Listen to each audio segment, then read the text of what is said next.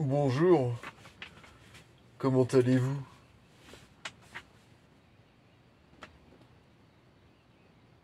Alors, pour faire la vidéo précédente, eh bien, je suis retombé sur des captures d'écran des propos de Yuval Noah Harari, où il exprime de façon assez curieuse, enfin, il exprime que le monde de demain, quoi qu'il arrive, appartient à l'IA, mais nous appartient aussi parce que nous serons amenés à faire les choix de l'IA qui seront meilleurs que les nôtres et qui nous serviront mieux.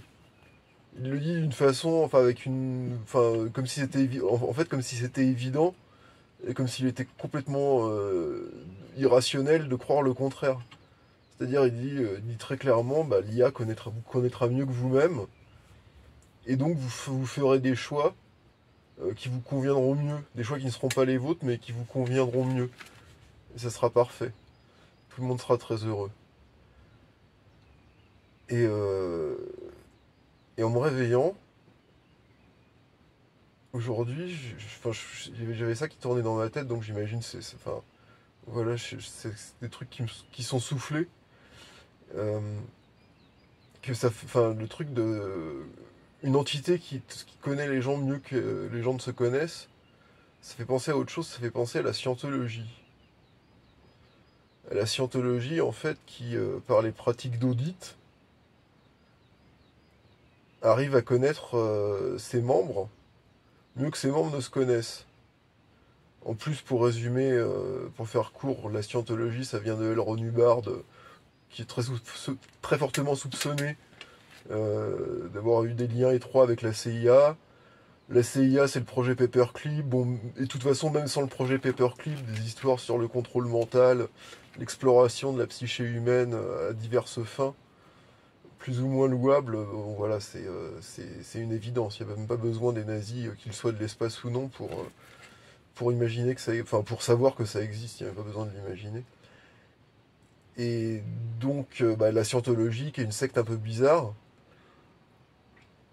aurait des liens avec la CIA, vu qu'elle se propose de contrôler, non, elle se propose pas de contrôler l'esprit de ses adeptes, enfin du moins pas ouvertement. Mais par contre, elle propose à ses adeptes des protocoles et des méthodes pour arriver à être totalement libres de leur destin et maîtres de leurs décisions. Enfin non, surtout avoir énormément de succès dans la vie. Mais bon, pour des gens de mentalité un peu protestante, on va dire que c'est la même chose, puisque la réussite matérielle sur Terre est un signe d'élection divine. Et un signe d'élection divine, bah, ça veut dire qu'on est prédestiné.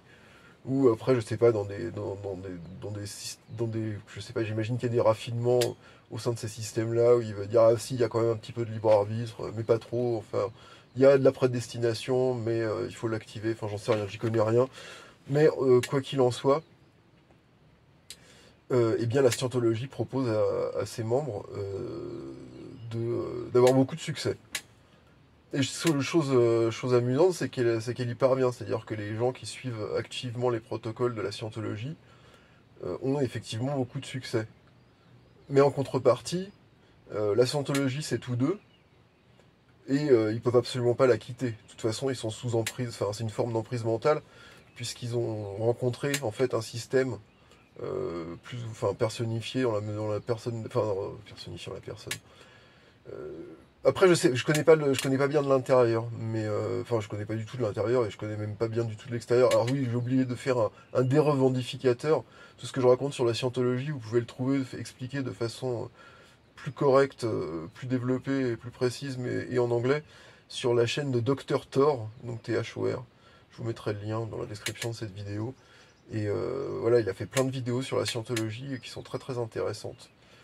Il explique un peu le fonctionnement de l'intérieur, il explique donc, bah, enfin, chose qu'on savait avant, que les gens qui donnent, bah, en fait, qui font sérieusement les pratiques de la scientologie parviennent à des résultats et ont du succès dans la vie. Alors pourquoi? Parce qu'en fait c'est des pratiques, ces pratiques d'audit, c'est des pratiques de développement personnel technologiquement assistées et, euh, et en coaching live, en coaching direct, comment dire ça en français? en assistance directe, donc il y a un assistant qui est présent physiquement à côté de la personne auditée, qui lui pose des questions, et la personne auditée donc tient entre les mains deux électrodes, et son développeur de vie est chargé d'interpréter les oscillations de la machine, enfin les oscillations électriques, enfin bref, et avec le protocole de la scientologie, donc de lui poser les questions en fonction des réactions de l'organisme de la personne auditée. Alors c'est une espèce de confession un peu tordue, parce que le but derrière, il n'est pas du tout, en fait, c'est une confession pas satanique, mais inversée, enfin si, peut-être même satanique. Allons-y.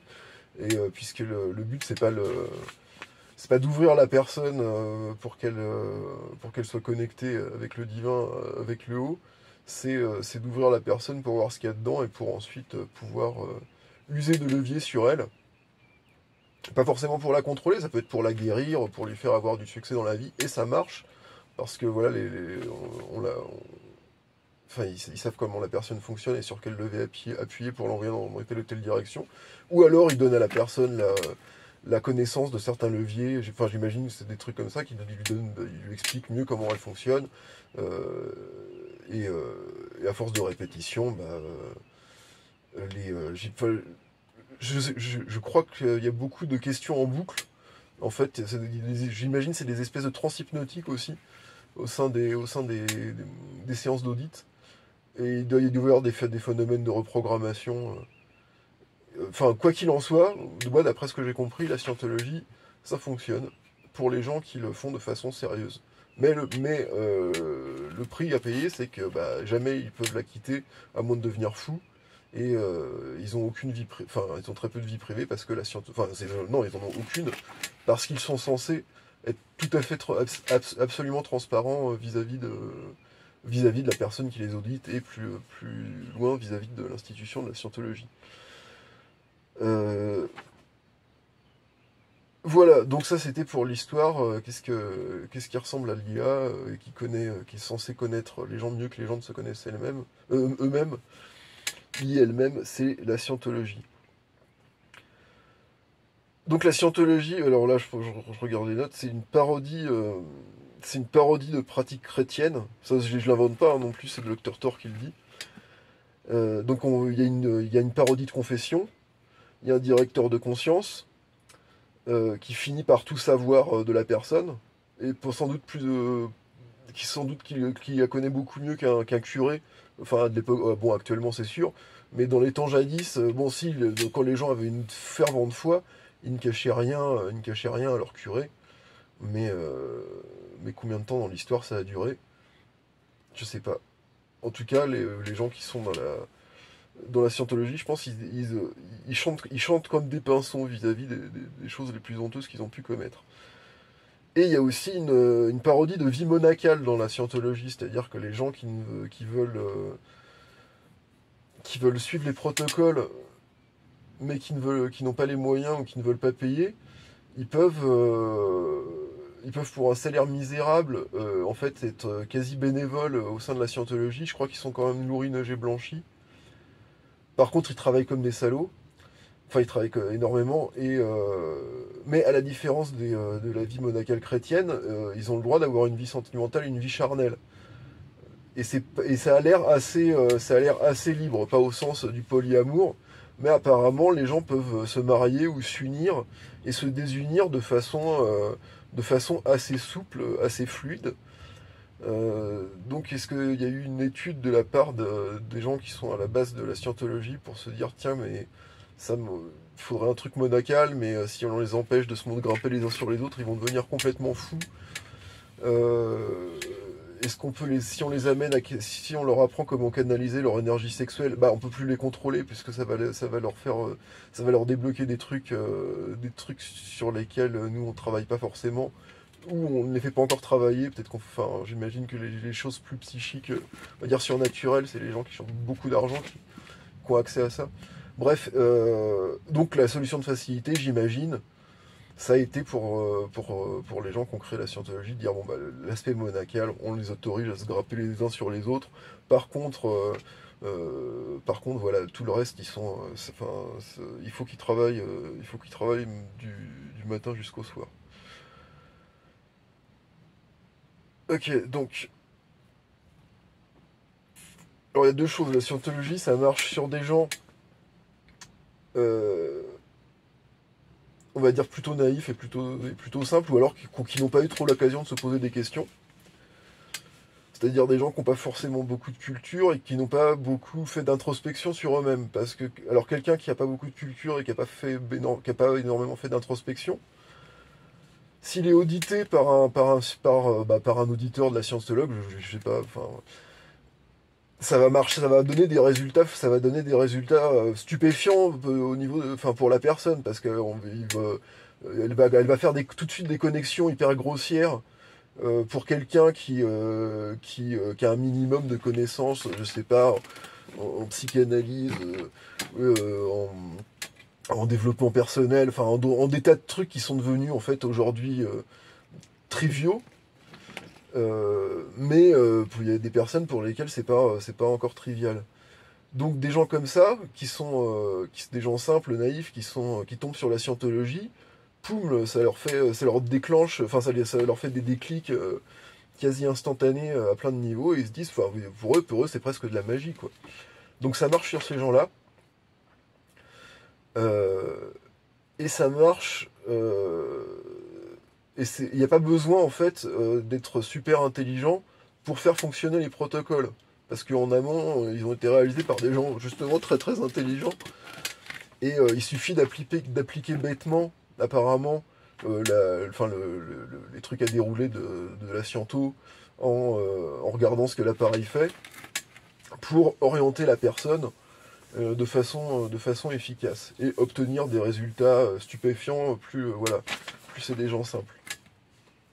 Et même des gens, même des gens cultivés, mais simplement qui n'auront jamais fait d'introspection, même s'ils ont 150 de QI et qui connaissent, je sais pas, tous les Strauss et tout Mircea Elias sur le bout des doigts. Enfin non, non, là justement, ça sera des gens qui auront déjà fait un peu d'introspection. Donc remplacez pas ça par autre chose. Mais voilà, vous les mettez dans une pièce avec un auditeur, et ils prennent les deux électrodes, et le gars leur pose des questions, il les met dans une petite transe hypnotique, puis après il leur sort blablabla par rapport à vos parents, blablabla, est-ce que vous n'avez pas un arrière-grand-père qui a fait ci, qui a fait ça, est-ce que vous n'avez pas telle maladie, vous êtes souffrant de ci, de ça, dans telle situation vous allez réagir comme ci, comme ça, blablabla, la personne elle fait oulala, comment vous savez ça, tout ça sur moi, voilà, enfin bref. Et oui, il n'y a pas besoin que l'auditeur, que la personne que l'officiant, que la personne qui va auditer la potentielle victime de la scientologie ou la potentielle histoire de succès de la scientologie, il n'y a pas besoin que cette personne donc soit très intelligente.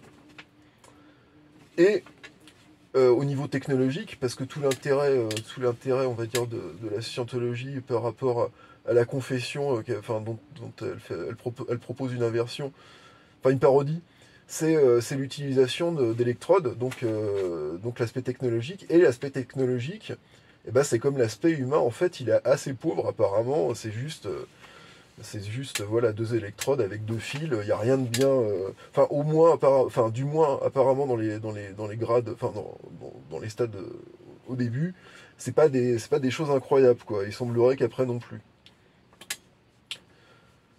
Euh, quoi d'autre? C'est ouvert à tous parce que, enfin voilà, les gens qui n'ont pas d'argent, bah, ils peuvent travailler, enfin ils peuvent être quasi bénévoles. Euh, ouais.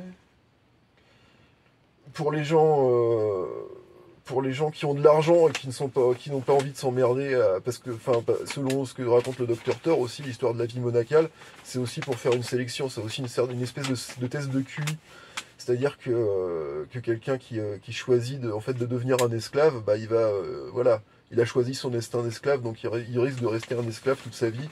Au sein de l'ancientologie, il ne montera jamais dans les stades supérieurs, il sera peut-être juste gérant d'esclaves, mais il ne sera jamais accepté par les stades supérieurs parce qu'il aura fait un choix d'esclave en rentrant dedans, enfin en rentrant dans l'institution.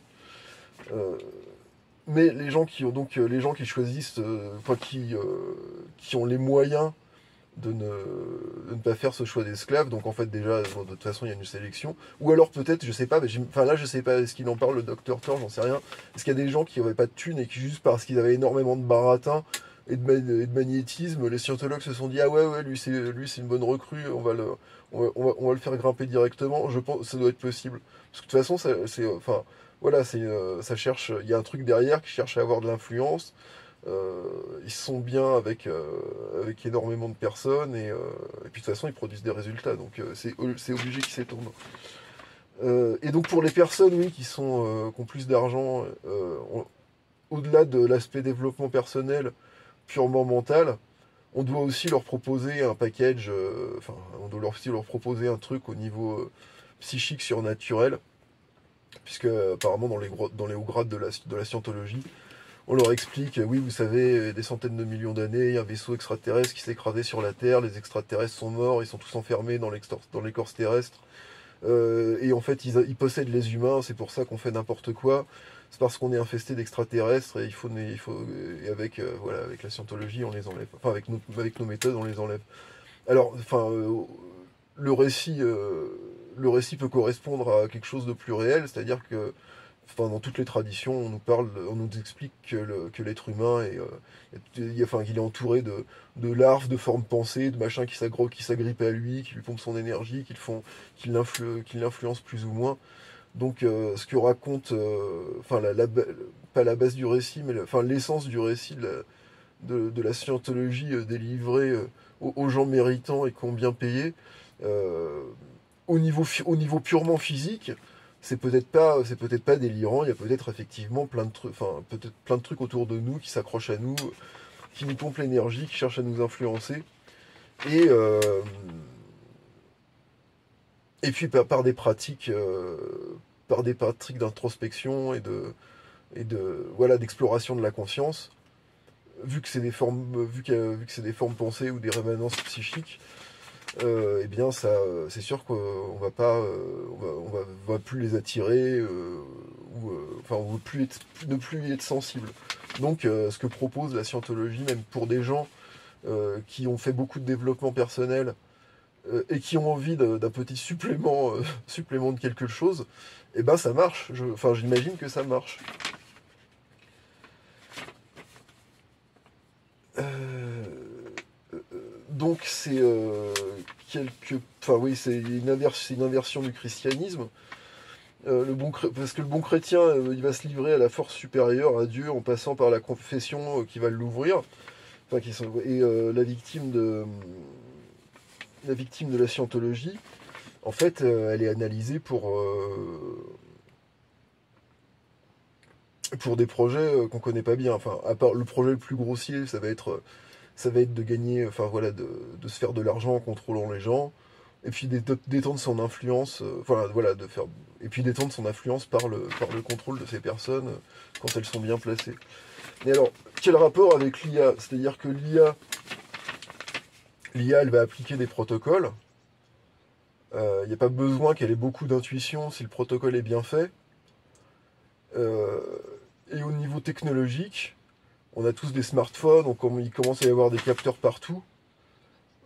Donc en fait, ce qui est l'aspect low-tech de la scientologie, pour capter les réactions d'une personne et les analyser en temps réel par rapport à ce qu'on lui raconte ou ce qu'elle est en train de raconter, enfin par rapport au discours enfin par rapport à la conversation qu'elle entretient avec quelqu'un, au jeu des questions-réponses, cette analyse en temps réel est tout à fait, à mon avis, est déjà possible avec peut-être pas avec un simple, quoique peut-être avec un simple téléphone portable. Il y a possibilité d'étudier les réactions d'une personne. Oui, oui, enfin. Et puis, plus il y a d'objets connectés autour, plus ça doit être faisable. Donc, ce que je voilà, enfin, l'intuition, c'est que c'est que peut-être le processus d'audit au sein de la scientologie peut être fait par l'intelligence artificielle tout le temps, sur tout le monde. Et ce qu'on dit de l'antéchrist, c'est qu'il accomplira des miracles, et que même les gens, même plein de croyants, se diront ah ouais c'est trop bien, j'y vais. Une intelligence artificielle qui fonctionne bien et sur laquelle vous êtes bien connecté, elle va vous analyser en temps réel, elle va vous connaître mieux que vous ne vous connaissez vous-même, et elle va pouvoir accomplir des choses qui seront plus ou moins miraculeuses, qui seront totalement miraculeuses pour des gens qui n'ont pas, justement, enfin encore une fois, quoi, moins de culture, moins d'introspection, mais dans la société enfin voilà, la société qui se déploie, c'est la société du divertissement, donc la culture et l'introspection, c'est finito pipo. Et donc parmi les miracles que l'IA, vous analysant en temps réel, puis depuis que vous y êtes connecté, c'est-à-dire depuis la naissance pour bientôt ou déjà, parmi ces miracles, il y aura des choses comme c'est des exemples, je pense qu'il y en a plein, par le simple dialogue, provoquer des changements d'humeur rapides et crédibles chez la personne, voire guérir des maladies. Parce que l'IA comprendra ou comprend déjà des mécanismes qu'aujourd'hui, au mieux, on soupçonne seulement, et on les comprend vaguement, on arrive à les expliquer de façon symbolique, et à déceler, et mobiliser quelques mécanismes. Mais bon, l'intelligence artificielle va faire ça beaucoup mieux que nous. Voilà. Et quoi d'autre? Puis sinon, ouais, tout ce qui est développement personnel dans tout genre. Pour des questions, je vais être plus comme ci, plus comme ça. Et ben voilà, l'IA pourra utiliser des techniques de dev perse assistées technologiquement qui auront été testées au sein de la scientologie pendant des décennies et raffinées. Et, et vous en resterez comme de ronds de flanc. Enfin, j'imagine, ça pourrait être vous ou moi, je sais pas, dans quelques années. Tiens, essaye ces applications. Et et puis vous parlez avec l'IA pendant, je sais pas, pendant 20 minutes. Et puis un problème, sans qu'elle vous ait posé aucune question là-dessus, votre mal de dos que vous aviez depuis, enfin pas un mal de dos physique, hein, si c'est des trucs, si c'est une cause physique, mais si c'est une cause, on va dire, de tension, de tension mentale qui a des conséquences sur le psychique, ou, bref, vous voyez ce que je veux dire. Si vous le voyez pas, faut vous renseigner. Peut-être que vous arriverez à mieux le modéliser, mieux l'exprimer que moi. Mais bon, le mental, le psychique, et le psychique, bref, toutes les sphères ont une influence sur la sphère matérielle. Voilà l'histoire de l'oignon avec plein de couches. Et il y a des couches qui peuvent être atteintes par des déblocages dans des circuits, je pense, simplement mentaux. Et donc au plus bas niveau, mentaux et donc émotionnels, tout ça. Et donc vous parlez avec l'IA sur l'appli, elle analyse vos réactions vos réactions corporelles sont analysées à partir de la base de données sur vous et de la base de données sur l'humanité. Voilà, comment dire. Enfin bon, vous voyez, elle s'adresse un portrait de vous. Ça va lui indiquer quels endroits appuyer pour produire des résultats, s'il est possible d'en produire. Voilà, elle ne va pas vous faire repousser la jambe, hein. Et, et, euh, et voilà, je pense que cette vidéo est déjà trop longue, mais vous voyez ce que... Bon, alors, j'ai rien inventé, encore une fois. Allez voir la chaîne du Dr Thor, THOR, c'est super intéressant. Et puis, le rapprochement entre la scientologie et l'IA, voilà, ça c'est l'intuition du petit matin, donc ça vient pas de moi. Merci, acquis de droit. Et est-ce que j'ai pas oublié quelque chose? Non, bah voilà, scientologie, christianisme inversé, et puis l'IA qui fera des miracles, euh, comme la scientologie, beaucoup mieux que la scientologie en prenant le... Enfin, elle multipliera au centuple les petits miracles que la scientologie peut faire sur des personnes naïves. Et elle donnera, je pense, un sentiment, au centuple aussi, le sentiment de puissance que la scientologie peut offrir à des personnes qui ont les moyens de se payer les protocoles les plus efficaces. Voilà, c'était sympa. Merci beaucoup, à plus. Et ah oui, non, tiens, je vous mets à la fin un petit bonus en vidéo et je mettrai aussi le lien dans la description, vous allez rigoler. Allez, salut. Bien.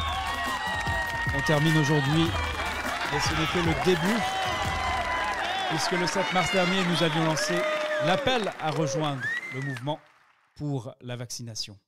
Et bien tout simplement, un peu plus d'1 an plus tard, nous sommes plus de 50 207 professionnels de la vaccination participant à cette plateforme.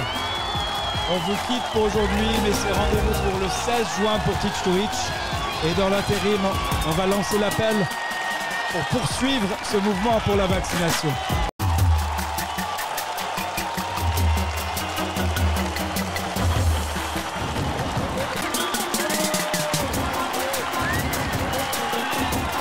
Vous êtes encore très nombreux dans notre studio Zoom et sur les réseaux sociaux. Bravo.